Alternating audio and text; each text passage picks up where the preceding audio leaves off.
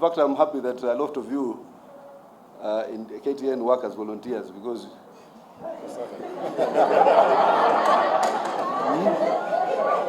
wajua ukiwa mrongo KTN Standard ukiwa mrongo, si mnasema malipo ni hapa na nyinyi hakuna malipo. Na so, ile hasira yako ya kutolipwa, unakuja hapa unakuja kutafuta fake news.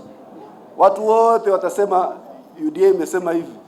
Wewe KTN na hasira yako ambayo sisi badala ya kwenda kuwekea Gideon Moi, badala ya kwenda kudemonstrate kama yule mwingine pale kwa gate, unaenda kuandika headline ya Omolo. Omolo umekufanya nini? The media outlets, together with those who bankroll and guarantee their conduct, have become a threat also to the national security.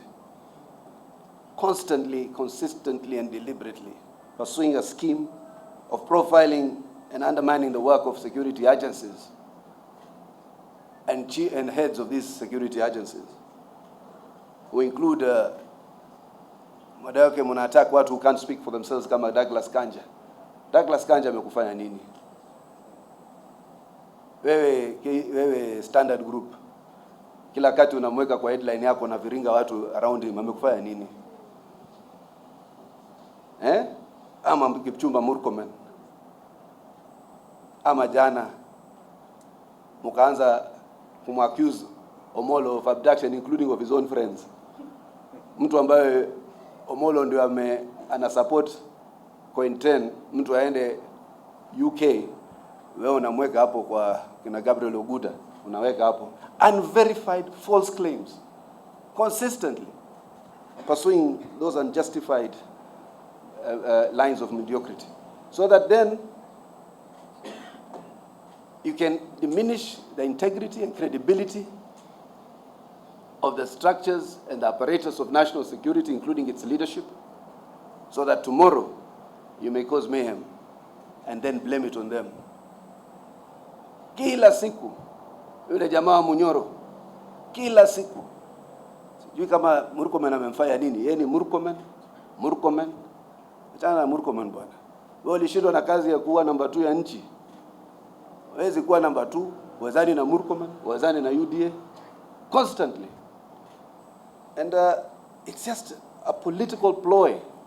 And these are the news that sensationalize the public domain. Na sisi sasa ndio tumesema as a party, sisi ndio tutajibia hii watu. Na watu wetu yote wakisimama katika majukwaa, katika podcast zenu, katika mitandao yenu, jibu kwa niaba hii watu. You cannot continue to attack people who cannot speak back defenselessly. Because Kanja can't speak politically. Unajua Omolo can't speak politically. But wewe Gideon, you have made him your tool of vengeance. But so instead of supporting the rule of law, you have increasingly, some of them, provided platforms for individuals accused of breaking the law, often granting them prime time coverage to sanitize, glorify, and justify unlawful conduct and violence. And this is one of the reasons, actually, I have decided to give this press conference. Because, you know, we sanitized and normalized violence. It takes today, this country, and I'm also a parent of young girls. Leo watoto wadogo kwa ajili ya kukosa hekima, kwa ajili ya kukosa uadilifu, kwa ajili ya kukosa uhandisi ile professional expectations, ukaongea mbaya, ukasema mambo ya ghasia. Leo we are mourning 2 sets of girls, 16 who are burnt to death, may the Almighty rest their souls, and 8 young girls who face an uncertain future. You know how hard it is for both these parents? Mtoto wako. The erosion of professional ethics and intellectual integrity that has always been associated with journalism has diminished the credibility of journalism in some media houses and some journalists. and undermined public confidence in the media as an institution. The profession has failed to guard itself, and we have asked several other journalists. Remember, this profession was revered of the days of Professor Hilary Ngweno and others. To raise above these unprofessional practices and place ratings, personal vendetta, political narratives, or commercial interest above rigorous fact-checking and responsible reporting, thus superintending a den of quacks. No democratic society should be held hostage by the proliferation of fake news. And in fact, in Africa, Kenya is the highest producer of fake news. The global average is 30%. Kenya stands at about 70%. Misleading narratives, and it's because of these Christian Anampos wannabe. Misleading narratives and theories, or deliberately distorted and concocted reporting, being instituted by those with a constitutional mandate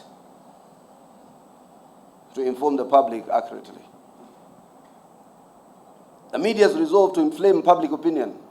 I was told some of them on the 25th of June 2024, were cheering in their media houses hoping something drastic will happen. Sijui Ruto sijui aliwafanya nini, sijui alitaka sijui kuwaibia nini, sijui kuwachukulia nini, sijui aliwatoa NTV ndio akaenda ya Citizen. They were hoping the country would ban hype emotions and ban soft embers of public points of their interactions with information through unverified claims or manufactured controversy and misinformation only serves to further narrow and parochial interests and desires. These media personalities have chosen to actively participate in politics, journalistic gymnastics, and outright street activism. In fact, in the 2025 demonstrations, some of them had already placed cameras because they were briefed by the demonstrators where they are going to be. You saw they already had live cameras on certain streets, that they knew there will be people coming from Kiambu Road and other roads. They had live cameras. The majority of these anchors and presenters on both television and radio have actively engaged in politics. We invite those responsible for their media roles and join them to resign from their media roles. Kama unataka siasa, wachana na media. Fanya kama wengine waliotangulia wamekuwa, tafuta siasa. Kuna baadhi yenu are looking for positions, I'm told, and I wish them well. By the way, I have invited some into our party. They are good men and women. Hata mimi nilipotaka kufanya siasa niliacha human rights. Wengine wamejificha nyuma ya human rights huko wanafanya siasa. Wewe acha hiyo Citizen, acha KTN, ambia Gideon Moi akuje tafute rais, aone atapata kura ngapi. Ambia Chacha Mwita akuwe running mate, waone watafanya vipi. Linus Kaikai arudi akuwe prime minister ya Uhuru Kenyatta, waone itakuwa namna gani. Acheni bwana unafiki. We can't allow this. You can't sit down constantly and malice other hard-working Kenyans, run opinions, and expect no responses. It's an evil.